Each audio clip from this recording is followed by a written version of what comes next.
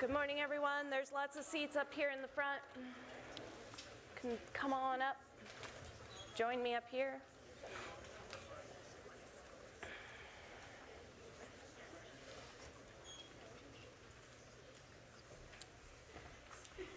Next week, we'll be starting to sit with our lab groups, and so this part will get more organized over the course of time here. So next Wednesday will be our next class, and that's when you will have your seats. The TAs will be sending you out the seating chart so that you'll know where to meet your group in this room, and that way we'll have better seating arrangement as time goes on here. Thanks for coming. I'd like to just take a moment and greet you in Lakesh. I am another you. And then take a moment and just lower your eyes. We're going to just take a moment and notice how we're feeling. How are you feeling at this moment? Tired or anxious or rested, ready, excited, whatever it might be. Just take a moment and really kind of tune into your own emotional landscape.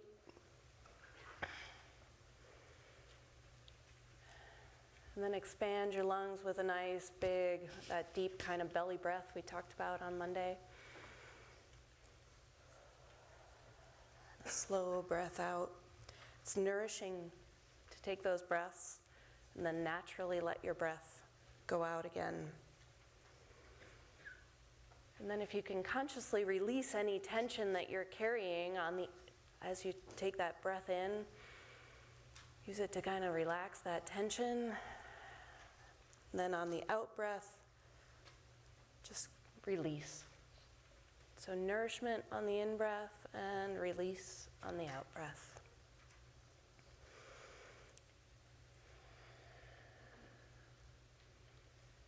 Seemingly simple. Something that we can do anywhere, anytime that you feel tense, or even when you don't. Just kind of coming into awareness of what your body is doing, what you're feeling. It's interesting that in many cultures around the world, the root word of breath and soul have the same root. So in those languages, breath and soul come from the same word. So connecting to ourselves through our breath, connecting to our true selves. So we're going to start with some announcements this morning. You'll notice in most all classes I'll put this reminder up. Please turn off and put away all your electronic devices. And that's because research has shown the power of presence is that we can't be in two places at once. Research published by the University of Chicago shows that our electronic devices draw our attention, draw some of our energy away from our real true being, because we're wondering what's going on that device, right? So even if you're eating a meal with your family and your device is on the table face down, it's still in your awareness, right? It's still in your peripheral vision, and it's still right there, and it's drawing part of your brain power. So I could ask you to leave it at home. That seems unreasonable. So instead, I just ask you to please put it away, turn it off and put it away so that we can be as fully present as possible. I want all your cognitive capacity to be here in the room. So that's why I ask you to do that. A couple of announcements about the space. There's a water bottle filler out in the concessions area of the theater, so you're able to refill your water bottles there. And then also, please just remember to take everything with you when you leave. Make sure you take your trash and all your stuff with you after class, so that we can keep this space, we can be respectful of this space, and also have all of our stuff. Opportunity, Interpreting Maple Sugaring to Families. It's a course that you can take Earn 2 credits, AEE 297. It's open to anyone of any major, and it happens at Shavers Creek. So learning how to teach and lead, if you'd like to do that in the outdoors, learn some new natural history information. The course dates are all Tuesday evenings leading up to the Maple Harvest Festival that happens the last weekend of March. So this is a really fun opportunity to be able to be outdoors, teach outdoors, share some really interesting information with people in the outdoors. So the contact information, Lori McLaughlin, her email and her phone number are up there. They're searching for about 40 people to take this class because the festival is big. We have hundreds of people that come to Shavers Creek and take in, well, we eat a lot of good pancakes, but then also learn about this very cool natural history thing that happens here in Pennsylvania. So that opportunity is available to you, as well as this one, outdoor school. How many of you have done outdoor school? I see a few hands, excellent. Outdoor school is another opportunity to get some cool credits, working in the outdoors, working with kids. There are 2 training dates, one in February, one in March. And there's an application process. My friend Xylem will be here to tell us more about that next week. Actually week 3. She'll come and talk to us about that. So that's another opportunity for you. It gets you your 2 GHW credits and 75 hours of community service if you need that for your major or a club that you're in. So 2 opportunities there. I'd like you to just take note of this. To view the TA list and other resources, you'll click on Pages, and it'll take you to this spot in Canvas. And then you click again on View All Pages, and you'll find these options. So every time I give you a pack-back question, it will be, you can go to this page. If you don't get a chance to write it down, if you're not here for some reason, all those things, you'll be able to look that up under Pages. Penn State Action Sheet. We're going to talk more about that as the semester goes on, but you can take a preview. It's all kinds of clubs, opportunities to get involved in things at Penn State. Resources, things that you might want to follow up on after you learn things in class. So there are podcasts, website, Instagrams, all kinds of different things, resources that connect to things that we do in class. TA contact sheet, and then your front page, which you already saw. So all of these are available to you in Canvas. I just wanted to make sure that you know that they're there. And so I want to remind you also about coaching for your journals. If you're writing what you think I want to hear or your TA wants to hear, then it's not going to be true for you. So we want you to come to your answer. So as you continue to work on those journals that you'll turn in either tomorrow or Friday, just make sure that you're being true to who you are. And that's what we want. So this is where we were on Monday, talking about observations. We talked about how we observed ourselves when we slowed down and felt our feet on the floor, how we observed this big group of people as you came into class. And so we're going to just continue that. I'd like you to think about what you took from that first class, any kinds of tips about observations, and then what happened for you. These are a lot of observations, are a lot of how questions.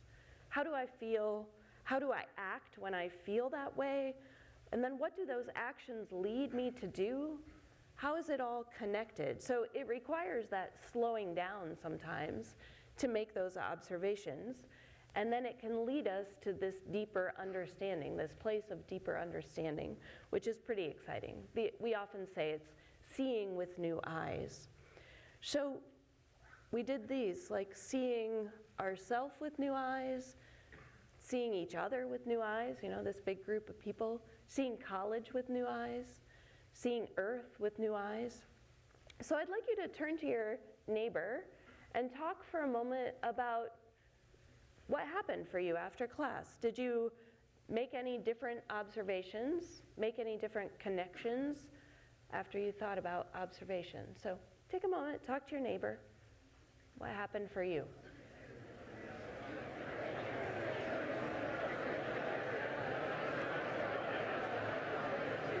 Thinking about this now, it might actually work with YouTube link in presenter mode, because I didn't check it in presenter mode. So let's just try it the way you did this morning. If it doesn't work, then ask. Does that sound good? Yeah, Awesome. perfect. Thank you. Yeah.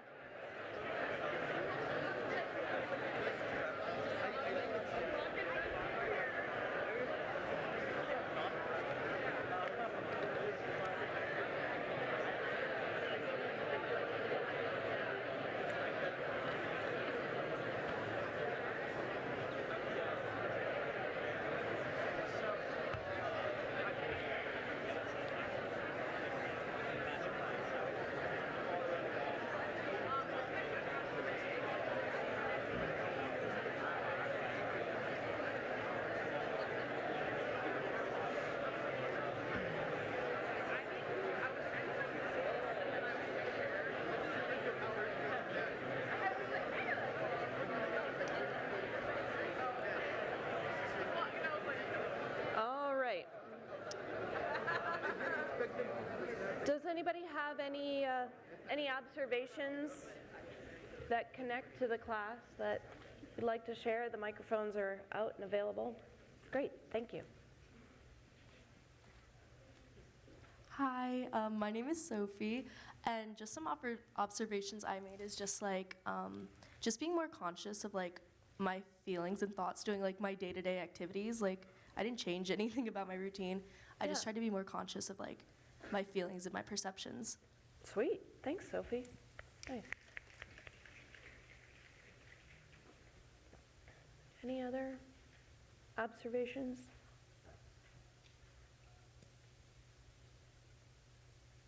Okay, cool, yeah. Is there a microphone over on this side someplace? Yes, thanks, Ansh. Could you just pass it down there?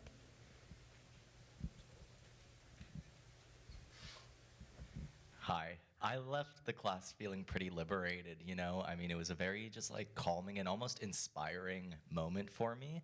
It was like, oh, I want to do these things to better myself and figure out my perspective on the world and stuff like that. So I left feeling very inspired.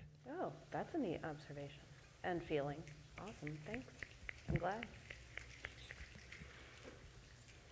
Jen, we have someone up here. Great, thank you. Hi. So I always kind of knew, like deep down, that I didn't really like the major I was studying.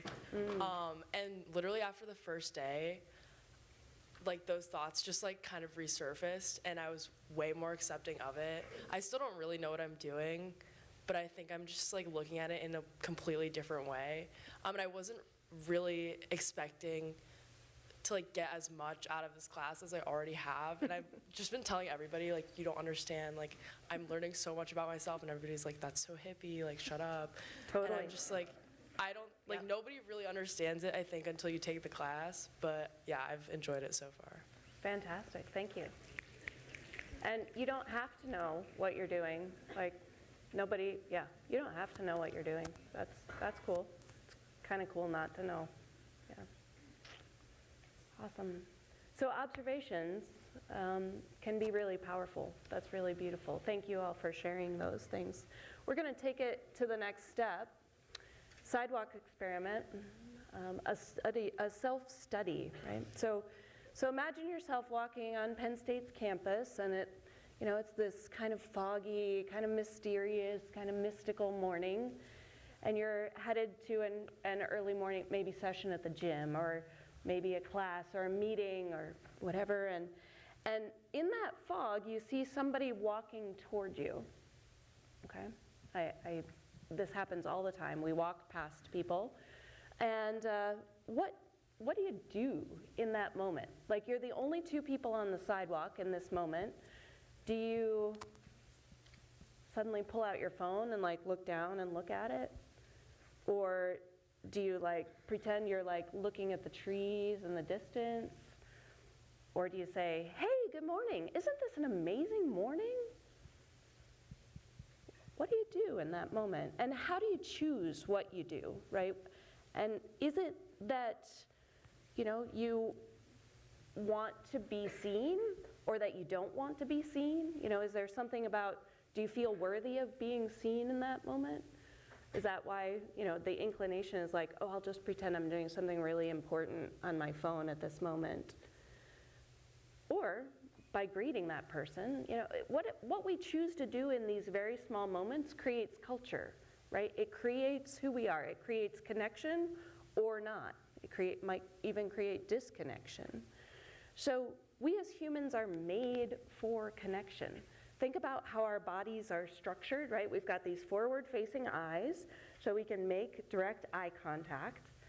And we've got these arms that are very naturally made for hugging, right?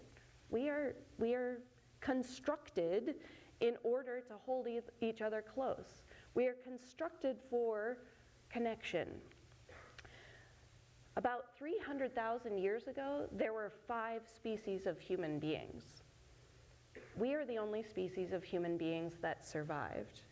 And it's believed that us, as Homo sapiens, are the only ones to have survived because we were the friendliest.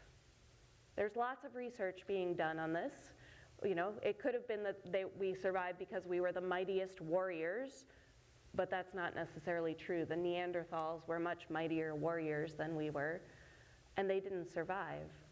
It actually seems as though we survived because we are the ones that are open to each other. We are open to connect with each other. We are all about cooperative communication. We can problem solve together and work together. So that's what allowed us to prevail as the human species that survived, and all the others died out. So when we think about what's creating our culture today, thinking about what happens in that moment on the sidewalk, how do we connect? It might seem like a small moment, but what is it that we can observe about ourselves, about other people?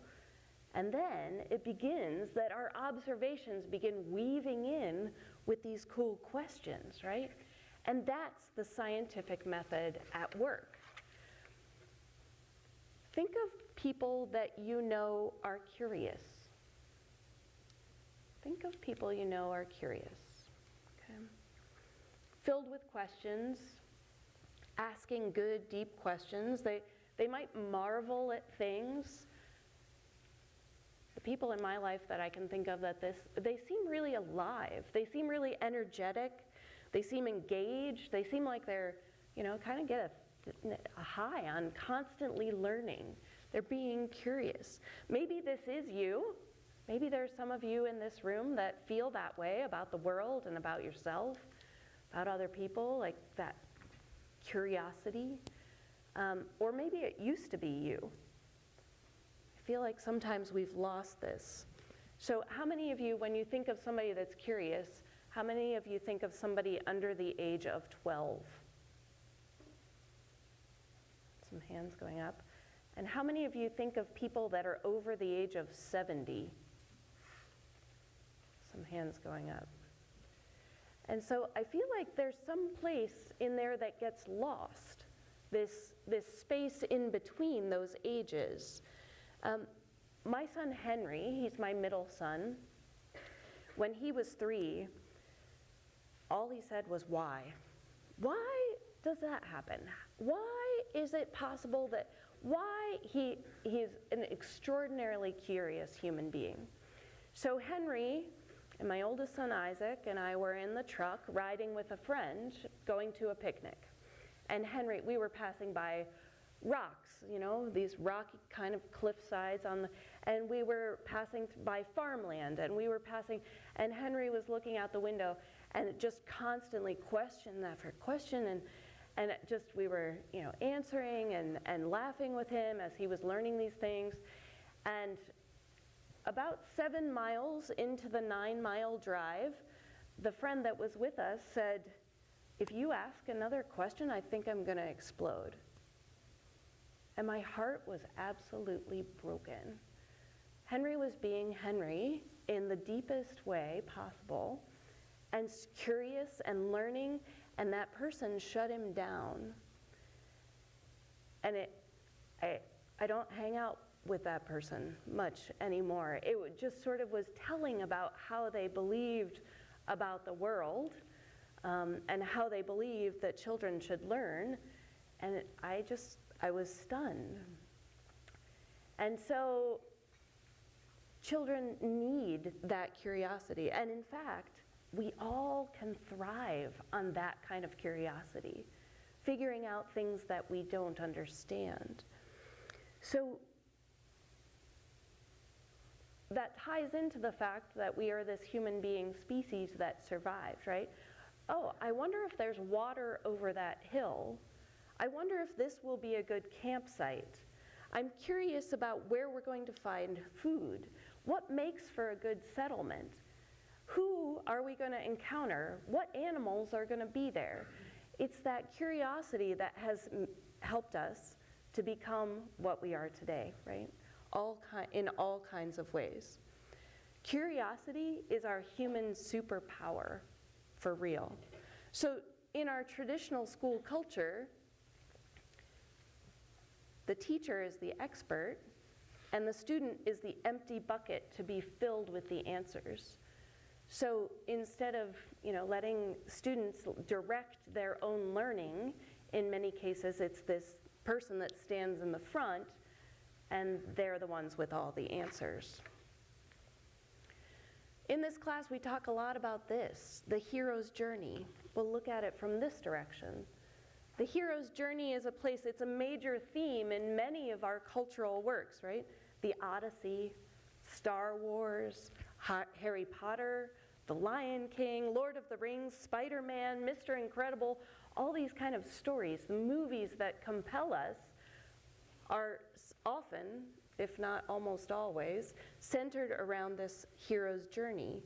You know the story, like there's this challenge. You're leaving home, traveling from the known to the unknown, and then there's a risk, right? You're going to take a chance on something. You're going to confront a fear, the hero is, and then they're going to survive the challenge, and that leads to this seeing and understanding with new eyes, and then returning home and offering others this gift of expanded consciousness. Spider-Man is one of my personal favorites. The idea that he had to figure out how to be the hero, right? It took a little while at the beginning.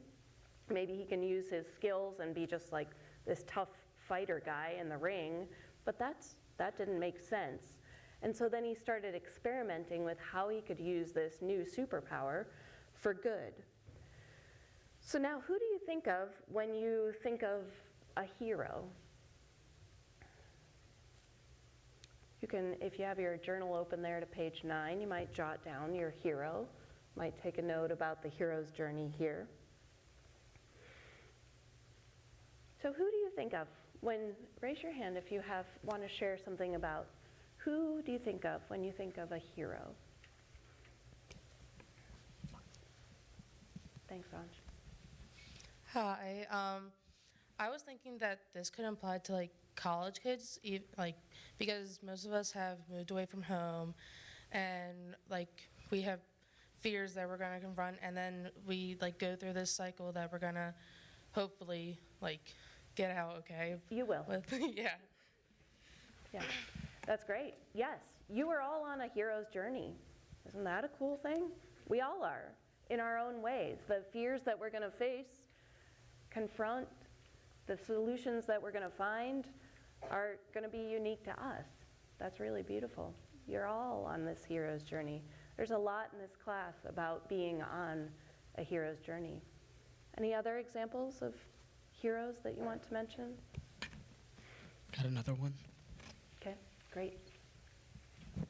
When I think about heroes, like I kind of think a bit more traditionally, so like probably like Superman or Batman. Nice. Yep. Very good. Yep. Go ahead. So I think of my dad, like in several ways. He was in the Air Force for 25 years, so kind of like the serving our country hero. Yeah. And I mean, I have 3 other sisters, so he's like the guy in the house, so he's had to put up with a lot. And like his brother also passed away at a young age, so he's been through, and I mean, he had like PTSD from like the military, so kind of like, and he's still like is there for like my sisters and I and like the family. Yeah, that's beautiful. Thank you for sharing. Nice. Hey Jen, I'm back here. Okay, great. My mother is someone that I consider a hero. She survived her breast cancer treatment, and she's doing wonderfully today. And she returned home, and she offers her gifts of love to me. So, my mom is my hero. That's beautiful, Grace. Thank you. I have one up here on your right. Awesome. Thank you. Hi. My hero is also my mom because she's a single mother, and she's done a lot for me and my brother and has sacrificed a lot for us. And it's really amazing just to see how hard she works to give us everything that we need. Yeah, that's beautiful. Thanks. And so what do these people have in common? They've gone through a lot to get to where they are, and yet they continue to give to other people. Right? So the hero's journey, they became aware, they looked around, they noticed that things weren't quite right. They made a conscious decision to ignore the story that they've been given, and then they made the choice to jump in. They were curious about what could be better. This beautiful woman, Rosa Parks, to bring about change, you must not be afraid to take the first step. We will fail when we fail to try. Her pivotal role in the Montgomery bus boycott, the United States Congress has called her the First Lady of Civil Rights. She refused to obey the bus driver's order to give up her seat in the colored section to a white passenger after the whites-only section was filled. People always say, she says, people always say that I didn't give up my seat because I was tired, but that wasn't true. I was not tired physically, or no more than I was usually tired at the end of a working day. I was not old. I was 42. The only tired I was tired of giving in. Another way of saying this, it was that she was bold enough to observe that something wasn't right and to question the system. She was curious about what would happen if she changed the story. She was curious about what's my meaning and my culture, and it all starts with these questions, right, that empower us. So observations lead to questions, lead to the unknown, lead to the hero's journey. There's research that reveals that a strong sense of curiosity, that there's also a link to people's well-being. People who are curious orient their lives toward discovery and growth. And that's like this mindset that allows people to be more free, predisposed to engage in rather than avoid new activities. Curious people tend to be more self-aware and don't shy away from those tough questions. So there are a couple of ways we can think about this scientific method. Thomas Edison, another guy, businessman, described as America's greatest inventor, the phonograph, the motion picture camera, the light bulb, founder of General Electric, took thousands of iterations before the electric light was in practical and usable form. Thousands of questions over and over, making change each time. It was not just his job, it was his life. So I haven't failed. I found 10,000 ways that won't work. We can continue this idea. I thought the scientific method, even when I was in college, I thought it was just for figuring out fruit flies in a jar, liquids turning to solids.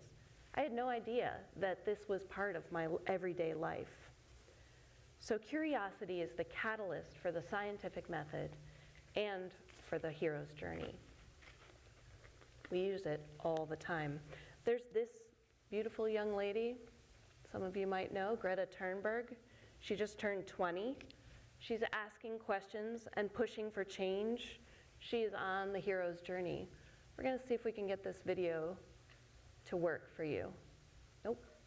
Hey, Ben, got? Thank you.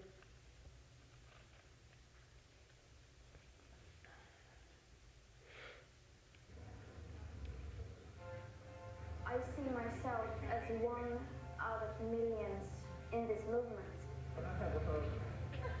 People look up to me in some way, I guess, but of course put me in a bit of a different position. People listen to what I have to say. I want you to unite behind science. Welcome, Greta Thunberg. You're changing the world. The world is waking up. Okay, we're on.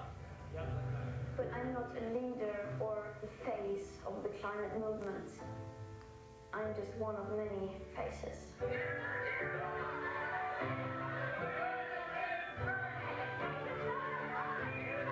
can't just continue living as if there is no tomorrow.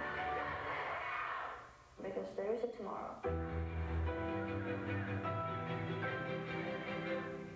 There is something about Greta Thunberg that seems to trigger some people. It was all a little melodramatic. Honey, go back to school, calm down, it's going to be okay. Did President Trump just mock a 16-year-old Swedish climate activist? All we young activists are doing is telling people to listen to and unite behind the science. Our leaders need to start acting accordingly. We get all this hate that shows we are actually making a difference and they see us as a threat.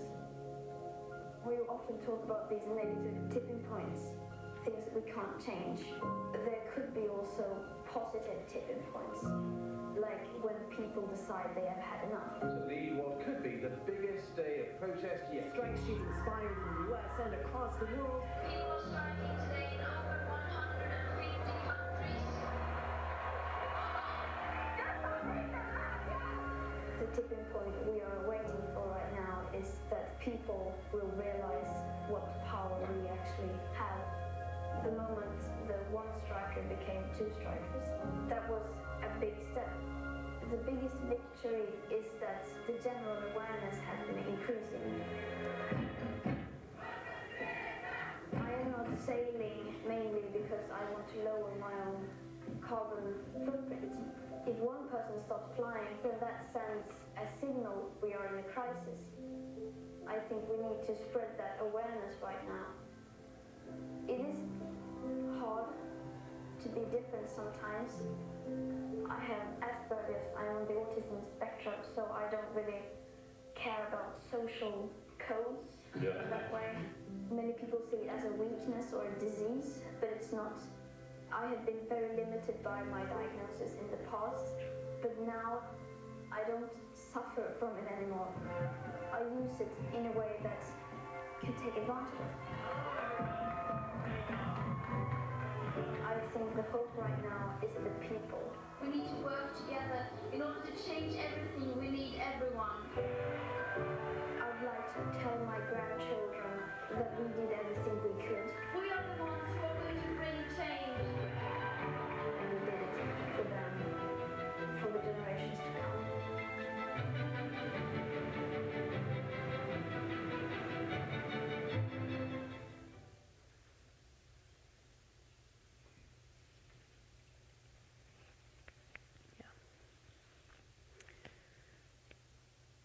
Pretty striking. She's pretty powerful. It's pretty interesting. And the people that she has since also inspired and empowered with her voice and with her actions. She is one of my heroes, for sure. So how is it that people take these steps, right? Being bold, making change, by asking questions and then experimenting. We'll figure it out, right? It's going to be your opportunity to do what is your piece for you, and then leading on to how is your choice going to impact then what happens in the world. There is a phrase, question everything. And I didn't like it until I started teaching this class or hanging out with this class. Question everything, for me, it seemed to figure out a better way to do this. like doubt people. It seemed to be disrespectful or subversive, but that was my perception. Through this class, I'm unlearning that opinion of how it feels to question things. I'm relearning the value of this message. So, what in our culture have you experienced that stifles curiosity? Seems as though the people in power, the parents and the teachers and the bosses and the managers, are the ones that get to ask the questions, and then those that are underneath or subordinate are not encouraged. They're just told what to think or what to believe. So take a minute and talk to your neighbor about that. What is your experience with your own curiosity?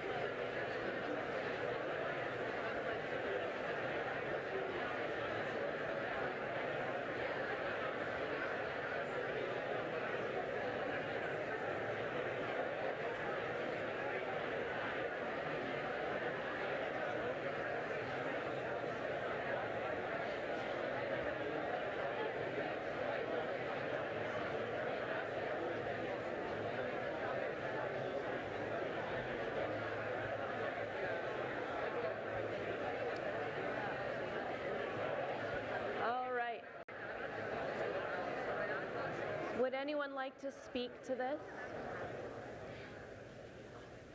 What happened for you with curiosity? What's your story of curiosity?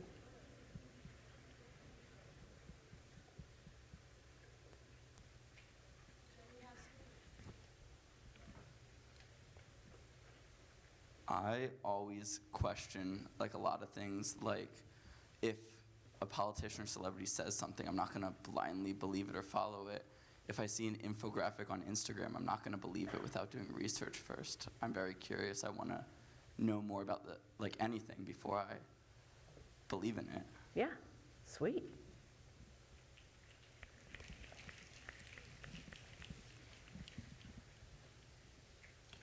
We have one up here, Jen. Okay, thank you. I feel like I question myself more than anything else. Like, why would I do that? How do I do that? Type of thing. So that's what I find myself questioning the most. Reflection, that's cool. Thank you. That's going to come in handy. Hi, I'm in this. Sorry. That's all right. Hi, I'm in this same row. I'm up here. Oh, okay, great. I see you. My name's Katie, and personally, I think time stifles curiosity, feeling like I don't have enough time to do something. And to the person who is questioning their major, also in my row, I think it's not too late to do what you want to do. And if you have any doubts about what you're doing now, just follow what you truly are passionate about in life. Even if you don't know yet, just try different things. Sweet. You've got support. Must feel good. Awesome. Yeah. Hi. I feel like being like when I was younger, I used to be like more curious and I used to question stuff. But as I've gotten older, like if I question stuff out loud, I feel like I'm gonna be judged and everything by some of my questions. Yep. And so like I keep it like internally and I overthink everything now. So. I can relate to that. Yeah. Thank you for sharing.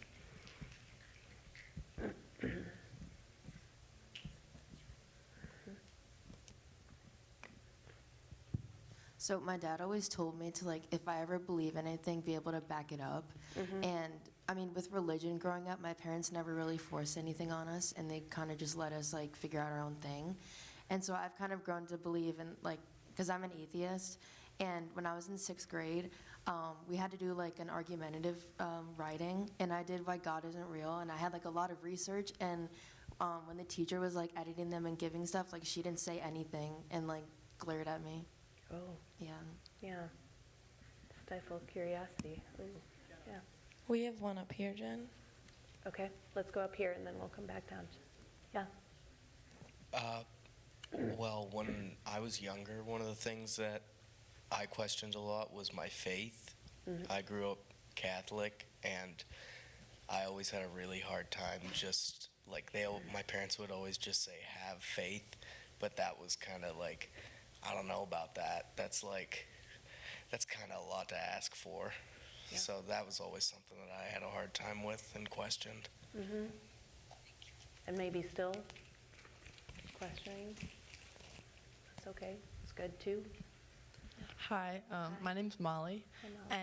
and I think we were talking in our row a bit about how like it is hard to be curious these days because you can feel like everything's already been done, Oh, yeah. and that there's a lot of people that like have already done the things that you might want to do and stuff like that. And like I'm having my own troubles here at Penn State, like not feeling like a fish in the sea, because there is a lot of people here, and like just in this class there's like hundreds of people, and Yeah. I mean, I don't know, it's just, I'm not going to preach and say that I found the answer to all that, but I guess I'm just still trying to figure it out like everybody else. Perfect. And that's what we're on. We're on the hero's journey, figuring it out. Yeah. I was saying how, like, I wonder if I wouldn't, like, I think I am a pretty curious person, but I wonder if I would be less if we didn't have the internet, because I know that I can search things and find answers to whatever. But I think back to, like, my parents who, like, if they had a question, they would have to go to a library and, like, search that out. And, like, I'd like to think I know how to do that, but I probably don't. Yeah. And so I wonder, like, if I would be less curious if it wasn't as easy to find answers to really, like random stuff. That's a cool question. Yep. Can you pass it to your right, actually? Hi. Sorry. Okay, just 1 second. I've like always been really curious about why things are the way they are, and like often I don't find the answer that I'm looking for on Google, which is like hard. But I definitely think a lot about like why we do certain things and why we act in a certain way, and why it's so difficult to like change those things, and how those things do change. Yeah. Those are big questions. That's cool. Yes. Oh, Mike, there's some. I'm up here. Okay, great. So I'm Ethan. I questioned a lot of things, like my parents' way of parenting, I guess. So like I didn't get a phone till like 8th grade, and all my friends had phones in middle school. And you know, like when I was little, like making me eat my vegetables, stuff like that. And I mean, similar to, I guess, your son, they put a question limit on me at one point. Oh. Like they were like, no more questions, or, you know, you have 3 questions for the next 2 hours, or something like that. So, but yeah. Okay, in here, Ethan, you're free. Just keep asking. Okay. It's good. All right, last one, and then we'll move on. Thanks.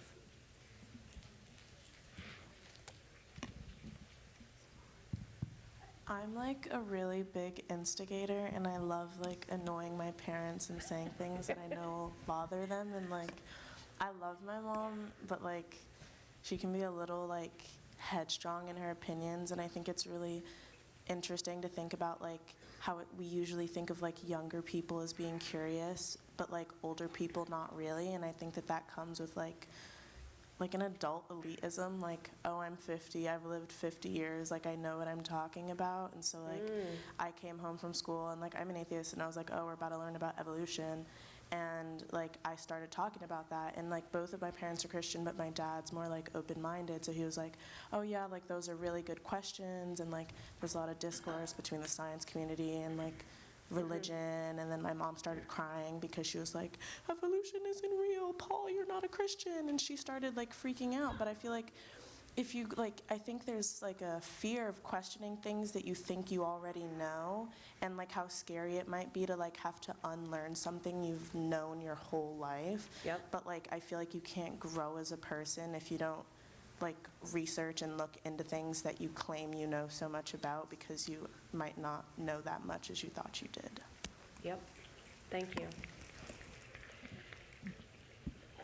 So that leads right into this. Change brings the questions, and the questions bring more change. It's a constant process. So as this new year and this new semester begins, what questions are you wrestling with? You might want to spend a little time with that. And in fact, next week, your action assignment is to make a list of 75 questions about yourself. All of your 75 questions, it's in your journal.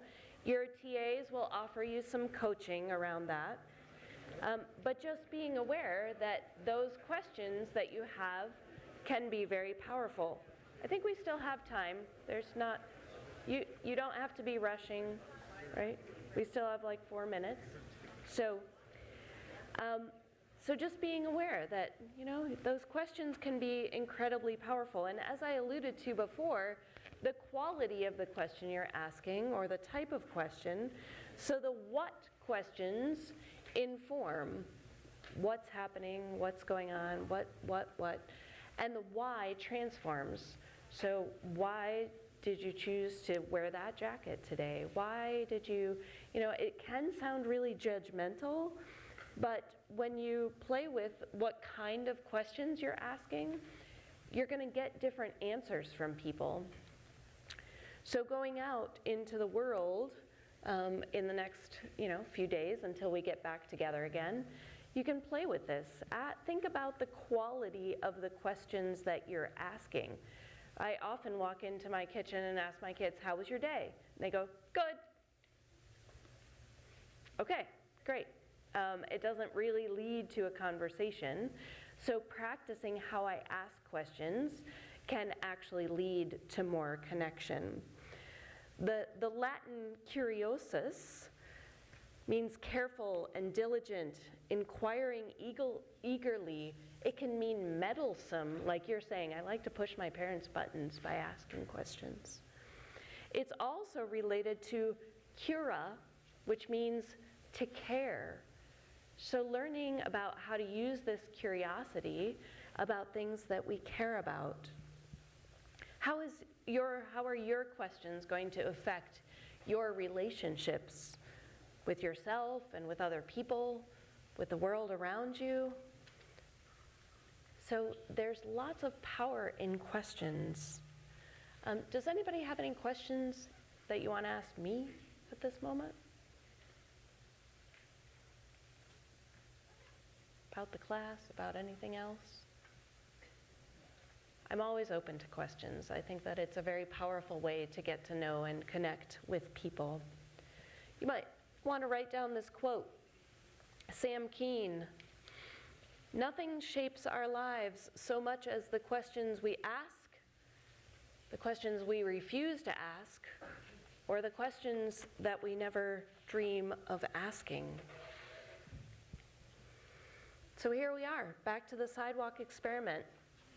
What are you going to do? What have you been doing? Why have you been doing it? What are you going to do next time? Why might you change what you've been doing?